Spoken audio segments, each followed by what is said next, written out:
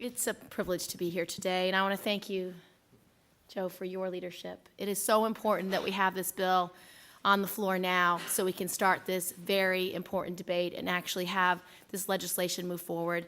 I want to thank Chairman Levin. Carl, you did an amazing thing by holding these hearings. We've had this policy for 16 years, and when I had an earlier bill and polled some of my colleagues and said, what do you need to see this, to earn a vote of repeal, and they said they needed to see leadership from the military. And so when you decided to hold this hearing, you created that opportunity, and we heard some of the most unbelievably powerful testimony when Chairman of the Joint Chiefs of Staff, Admiral Mullen, said that this policy fundamentally undermines the integrity of the entire armed services. Was the kind of testimony that I never expected we'd get, but is exactly the kind of testimony we need to repeal this policy. So thank you for holding that hearing and providing such leadership.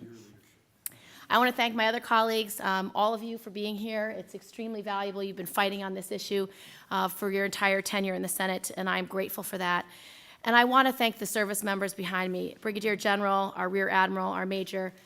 Thank you for your service. Thank you for your sacrifices. And more importantly, thank you for sharing your personal testimony. It is invaluable in this debate because people need to hear what your perspective is. You are the ones on the front line. You are the ones who have sacrificed everything. And I just want to thank Major Almy for your statement. I share your outrage.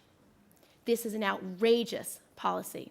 It is fundamentally a violation of civil rights of Americans. It violates the basic sense of equality. It violates the basic sense of justice. And what you went through is unacceptable and should never be replicated ever again for another American serving in our armed services. So thank you for sharing that testimony.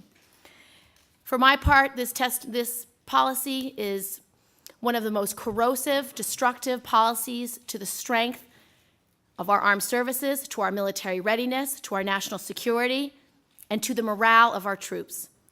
The statistics are terrible. Look at the statistics. We've lost over 13,000 personnel. We've lost more than 10% of our foreign language speakers, particularly in Farsi and Arabic, which we desperately need in fighting terrorism. We've lost more than 800 people in mission-critical areas, which means they cannot be easily replaced. It's cost over $300 million in recruitment and replacement costs. And for the women standing here today, thank you for coming. I have to tell you, this policy has overwhelmingly affected women. Women represent 17% of the armed services, but over a third of all dismissals and over a half in the Army. This is an unacceptable policy that hurts our ability to defend this nation. We are in a time of two wars. Why wouldn't we want all of our best and brightest here serving among us? This is a time that Congress will come together, will provide the leadership to repeal this policy, and I'm very grateful for the commitment of everyone here today. I think the most important part, though, of this discussion is not the statistics, it's the personal stories. The reason why Major Almy's story affected me so much is because that's what this is about. It's about the men and women who have given everything to protect this nation, and we have asked them to deny themselves and who they are. One of the stories that hit me the hardest was when I read about Sergeant Johnson. And Sergeant Johnson served as a field artilleryman in Fort Sill, Oklahoma, beginning in 2000. He was selected to be Fort Sill's Soldier of the Year.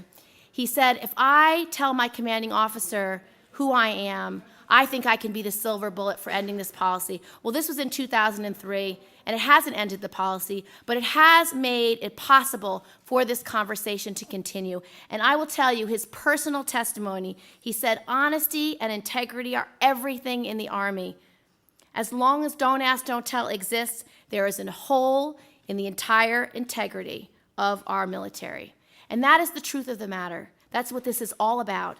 And so I just want to stand here with my colleagues and thank them for their leadership and commitment. Not one additional person should be discharged under this policy.